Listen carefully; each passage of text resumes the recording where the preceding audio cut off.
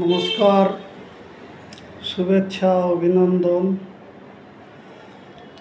মুসলিম ভাইদের আমার সালাম এবং হিন্দু ভাইদের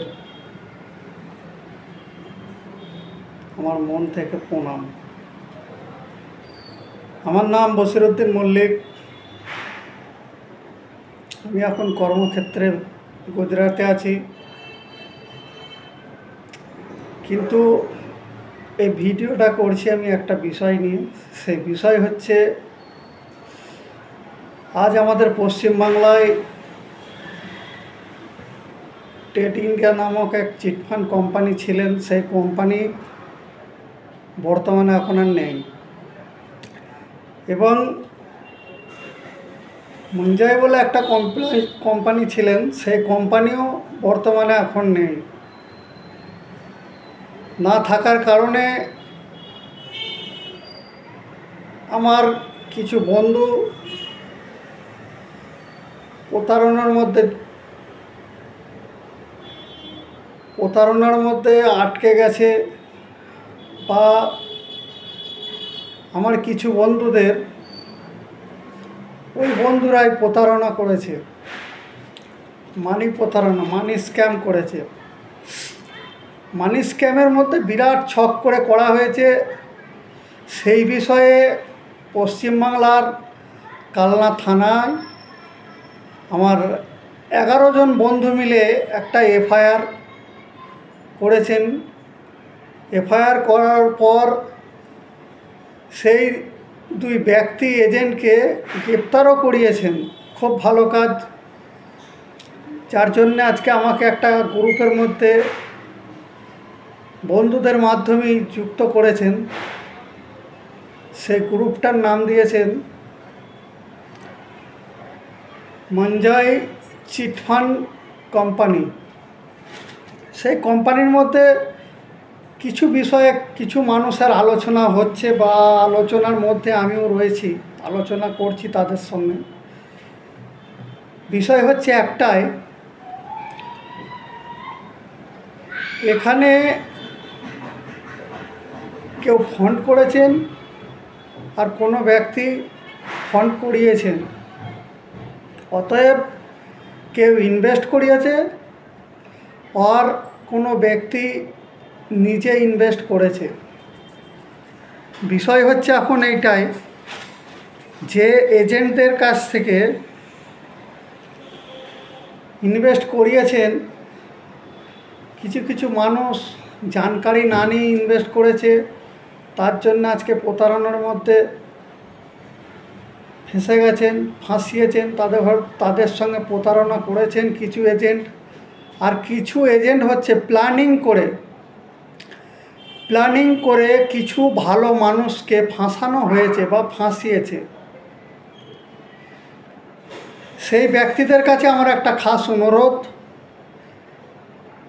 যারা ইনভেস্ট করিয়েছেন তারা কিছু ব্যক্তি এমন আছে যে গরিব মানুষ, খেটে খাওয়া মানুষ, সেই ব্যক্তিদের মনোবল নেই। তাদের কাছে যা ব্যালেন্স ছিল সেই ব্যালেন্স ইনভেস্ট করার পরে তাদের কাছে আর এমন কোনো ব্যালেন্স নেই। তারা ভয়ে কানুনি কার্যবাহী করাতে পারছেন না বা করছেন না। কিন্তু অনুরোধ রইল সেই এজেন্টদের কাছে, যারা আপনার বন্ধু বান্ধব, রিশতেদার, আত্মীয় স্বজনের কাছে ভালো মানুষের মুখ দেখিয়ে ভালো মানসিক কাজ যারা করিয়েছেন বা করেছেন, সেই ব্যক্তিদের কাছে খাস আমার একটা অনুরোধ হচ্ছে এই, যে আপনারা সঙ্গে থেকে সেই ব্যক্তিদের সঙ্গে নিয়ে এখনও পর্যন্ত কানুনি কার্যবাহী আপনারা করছেন না কেন, এবং আপনার নিজের লোকাল থানার মধ্যে এখনও এফআইআর দায়ের কেন করছেন না, এর কারণ বোঝা যাচ্ছে না। যেসব এজেন্টরা এখনও পর্যন্ত এফআইআর করতে যাচ্ছেন না বা কানুনি কার্যবাহী করছেন না, আনেওয়ালা কিছুদিন এর মধ্যেই আপনারাও এই কেসের মধ্যে জড়িয়ে যেতে পারেন 100%। কারণ হচ্ছে কিছু ব্যক্তি এখন এফআইআর চালু করে দিয়েছে, এফআইআর করা চালু করে দিয়েছে। আর কিছু ব্যক্তি মনের সাহসে এখনো পর্যন্ত এফআইআর করতে পারিনি বা আইনি পদক্ষেপ এখনো নিতে পারিনি। তবে যত দিন যাচ্ছে আইনি পদক্ষেপের দিকে বা কেসের দিকে থানায় না গিয়েও কেস করা যায়, এই বিষয়টা হয়তো বহুত কিছু মানুষ জানেন, আবার বহুত কিছু মানুষ জানেন না যে থানায় না গিয়েও কোনো ব্যক্তির নামে কেস করা যায়। আর এ তো চিটফান্ড কেস, আপনাদের হয়তো ভরসা কোনো নিজেদের মধ্যে জোগাতে পারছেন না, কিন্তু জোগানোর চেষ্টা করুন। চেষ্টা করার পরে আইনি পদক্ষেপ নিন। আপনারা ভাবনা চিন্তার মধ্যে রয়েছেন হয়তো যে দেবে বলছে হয়তো দিয়ে দেবে, কিন্তু তাদের দেওয়ার মনসত্ব যদি থাকতো, আপনাদের সঙ্গে চুক্তি পরামর্শ করতো বা আইনি পদক্ষেপ নিলে কি লোকসান কি লাভ সেই বিষয়েও আলোচনা করতো। এজেন্টরা এখনো পর্যন্ত আপনাদের সঙ্গে পরামর্শ করছে না, মানে বড় বড় এজেন্ট তো দূরের কথা, ছোট ছোট এজেন্টদেরও এখনো পর্যন্ত দোষ রয়েছে। সেই দোষ নিজেরা এখনো পর্যন্ত মানতে পারছেন না, কিন্তু যখনই আইনি পদক্ষেপের মধ্যে কিছু ব্যক্তি আসবে বা আইনি রাস্তা যখন দেখবে, তখন আপনাদের ঘরে সেই আইনের তরফে গিয়ে আইনের আওতায় গিয়ে আপনারাও ফাঁসতে চলবেন। আর যখন আপনারা ফাঁসবেন, আপনাদের বড় মাথা তখন অটোমেটিক ধরা পড়বে। কিছু কিছু ব্যক্তির মেসেজ আমি দেখছি যে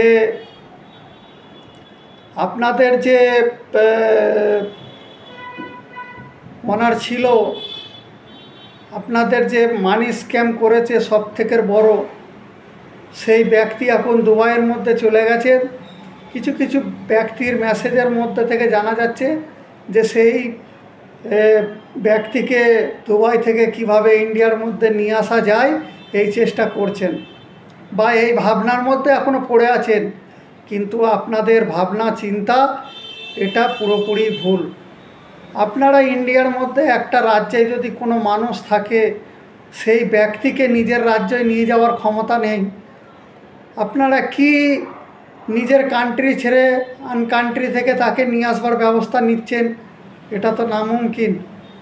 এটা একমাত্র আইনি পদক্ষেপ নেওয়ার পরে পুলিশ প্রশাসন এবং সরকারের হাতে যাওয়ার পরই সরকার পদক্ষেপ নিতে পারে যে এই ব্যক্তিকে আউট অফ কান্ট্রি থেকে কিভাবে নিয়ে আসা যায়, সেই সিদ্ধান্ত একমাত্র আইন নিতে পারে।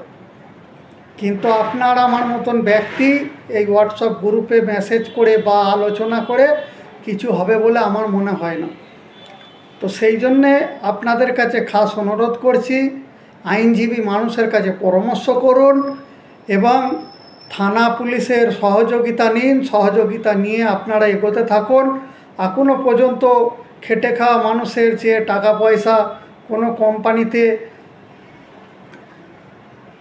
দিয়ে নিজেদের জীবন সচলভাবে চালানোর চেষ্টা করেছিলেন, সেই ব্যক্তিদের ঘরে এখনও পর্যন্ত অনুরোধ করছি আপনারা চিন্তা ভাবনা করুন, আইনের পদক্ষেপ নিন, পুলিশ প্রশাসনের সহযোগিতা নিন এবং আইনজীবীদের সঙ্গে পরামর্শ নিয়ে তাদের পরামর্শ অনুযায়ী চলার চেষ্টা করুন।